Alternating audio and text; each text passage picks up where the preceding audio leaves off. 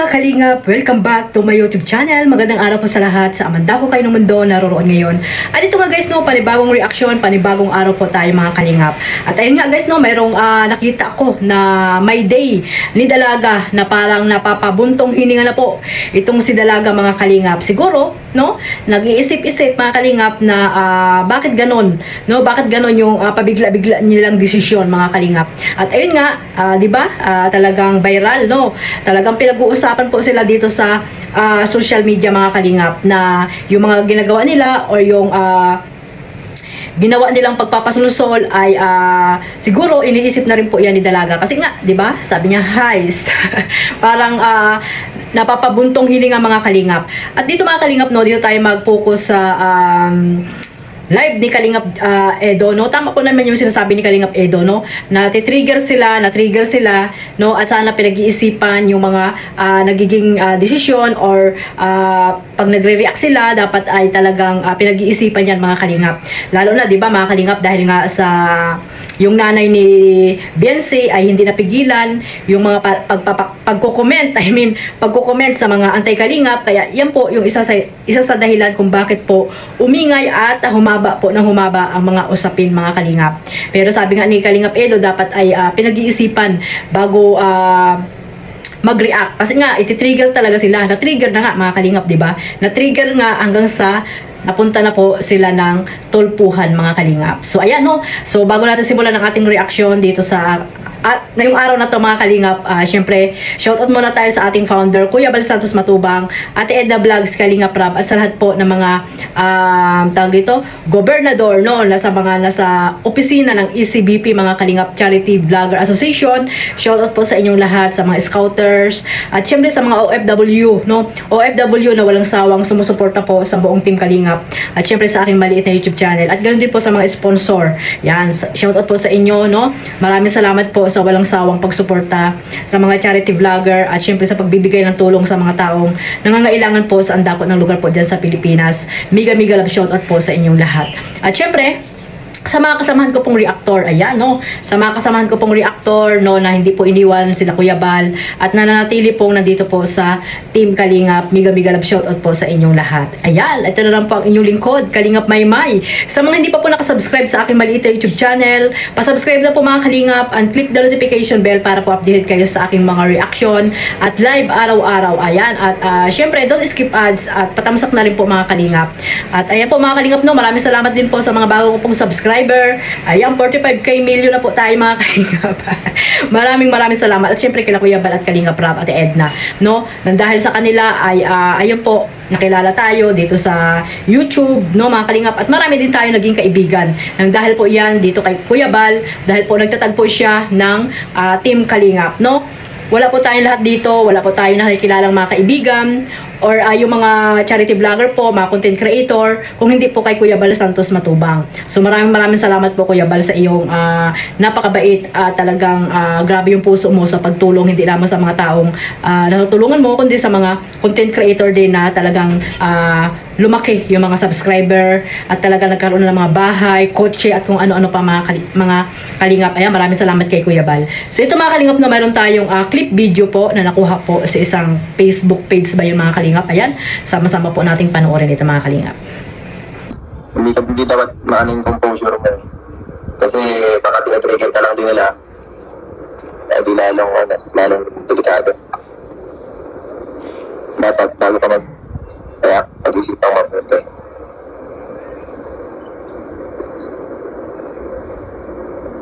Kasi baka pinapain ka lang din nila eh. Pinapain ka sa mga gusto nilang plano. So bago sumagot ka, isipin mo mabuti kung ano ba talaga ang gusto ng kalaban. Para hindi ka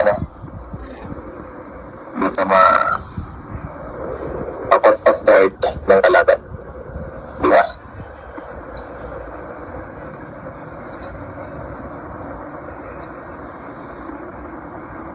Okay, opo. Malakas mga Sara. Gets ko po yun. Gets ko po yun. Gets.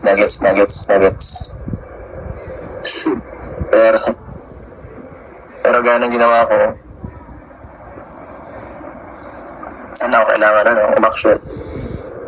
Sana ako kailangan doon na magdiwa ng action.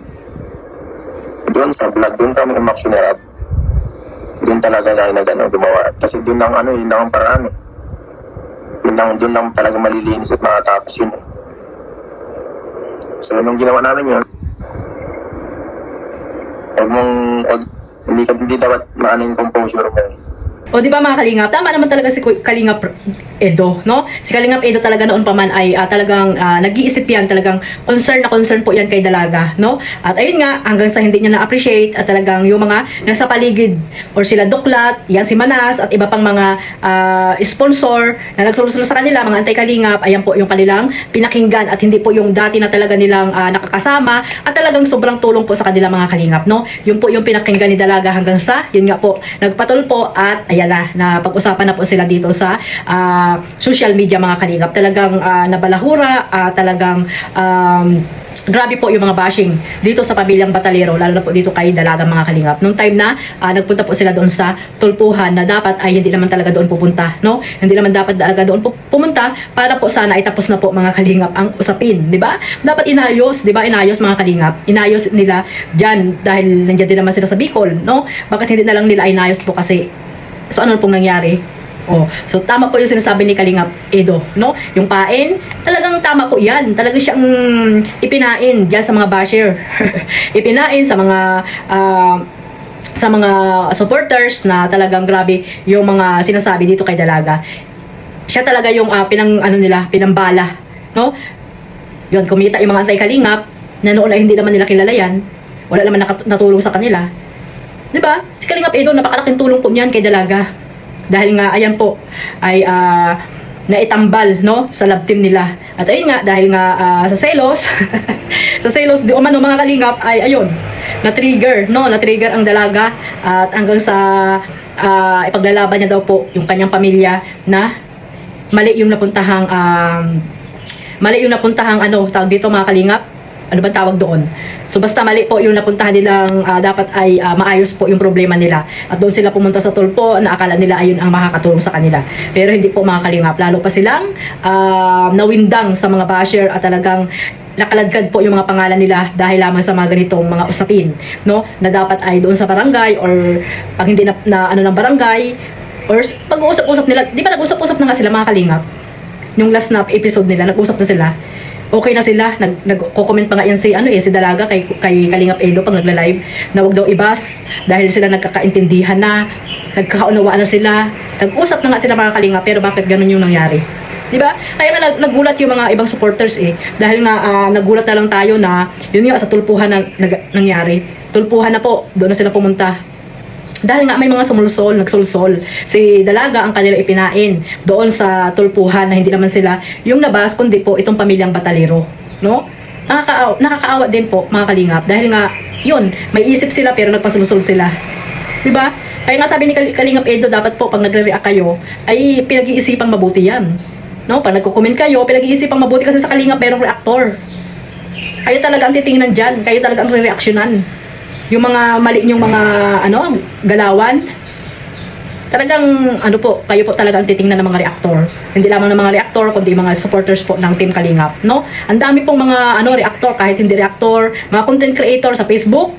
Grabe po mga Kalingap ang mga talagang pumunta dito sa Kalingap, pinasok ang Kalingap para lamang dipinsahan po si Kuya Bal Santos Matubang. Pero hindi po si Kuya Bal na sinasabi ng isang ng isang babae diyan na si Kuya Bal daw ay nag-a-announce para po dipinsahan siya ng mga reactor. Hindi po nag-a-announce si Kuya Bal ng ganyan. Ang sinasabi pa nga ni Kuya Bal, si Dalaga ang inyong dipinsahan dahil nga napakarami na pong basher. Yan po ang sinabi diyan ni Kuya Bal, hindi yung gagawa-gawa kayo ng mga kwento na mali. Gagawa-gawa kayo ng kwento na mali. Dahil kailanman hindi nagsalita si Kuya Bal para tawagin ang mga reaktor na dipinsahan siya. Kay Kuya Bal pa lang, kayang-kaya ni Kuya Bal na dipinsahan yung kanyang sarili. Diba? So ayun po mga Kalingap, narinig nyo naman po yung sinabi ni Kalingap Edo, no? Na talagang ipinain po talaga, no? Or ibinala po itong Dalaga sa mga usapin. At ayan, no? Sino ang apektado ngayon, diba? Sino ang apektado ngayon? Kayo ba? Siyempre yung Dalaga kasi napakarami ng bashing, na lang ang ihaharap niya sa mga kaibigan niya. O kung may kaibigan pa siya ngayon, baka hindi na lumalabas ang bahay. Dahil nga tingnan niyo naman yung kanyang My Day, napapabuntong hininga. O, nag-iisip siya. Siguro nag-iisip yan mga kalingap. Yung nanay niya nga, di ba, si Hansel? Hindi na alam kung anong ginagawa lutang, no? Nung nakaraan, galit siya kay, nag-comment siya. Oh. Ilang araw naman, nag-comment siya din doon sa isang anti-kalingap. Oh, ano nangyari? Anong ibig sabihin? No? Lutang ang isip. Kasi nga, yun. Sino ba naman ang siguro nga, hindi na sila natutulog, no? Nakakatulog pa ba sila niyan? Na sobra-sobra daming mga basher nila. Araw-araw na lang mukha nila yung nakikita dyan sa mga thumbnail ng mga reactor. Isa na ako dyan. Diba? Sino naapektuhan yung anak nyo po? Yung apektado dyan. O ngayon, nakakalabas pa ba itong anak nyo? May kaibigan pa ba siya dyan sa inyo? Diba? Ano na sasabihin ng mga kaklase niya sa kanya? Na sikat siya doon sa tulpo. Ang dami niyang basher. Gaganon din siya, di ba? Lalo pag may mga, may mga talagang mga kabataan na grabe din kung makapagsalita. Sino apektado? Si Biancy. Kaya ganyan yung ginawa ng nanay niya na talagang hindi niya pinayuhan din ng ayos. Kasi nga, may mga solsol. Doon sila naniwala sa mga solsol. Oh, doon sila naniniwala at doon kay Doklat at Manas, yun ang kanilang pinili. Kasi nga maraming tulong sa kanila yon. Malaking tulong sa kanila si Manas at si Doklat. Tinulungan sila para ipalapa sila sa mga basher. Yun lang po yun mga kalingap. So ayun mga kalingap, yan lang po ang aking reaction dito sa kay Kalingap Edo, no? Talaga namang napaka po niyan. Concerned din talaga yan doon sa kay Dalaga at syempre kahit na sinabihan siya sa tulpo, no? Buong mundo nakarinig ng siya ay manyak, ay talagang hindi niya talaga hindi siya nagtalim ng sama ng loob sa Dalaga mga kalingap, no? Kasi iniisip niya pa rin yung pinagsamahan nila, no? Siguro may pagkukulang mga kalingap, pero yung pagkukulang na yun, mapupunaan naman yun pag nag-usap sila sana mga kalingap, no? Hindi sana muna na trigger doon sa mga mga sulusol. Hindi mo na sumunod sila doon sa mga sulusol. Pero ayun nga mga kalingap, nangyari na po ang mga hindi dapat mangyari.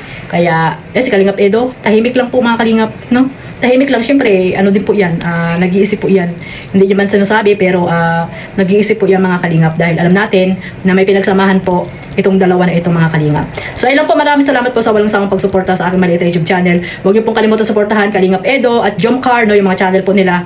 At syempre ang ating founder, Kuya Bal Santos Matubang, Kalingap Rab, at sa lahat po ng mga charity vlogger at reactor. God bless po sa inyong lahat. Mabuhay po ang Team Kalingap. Bye-bye!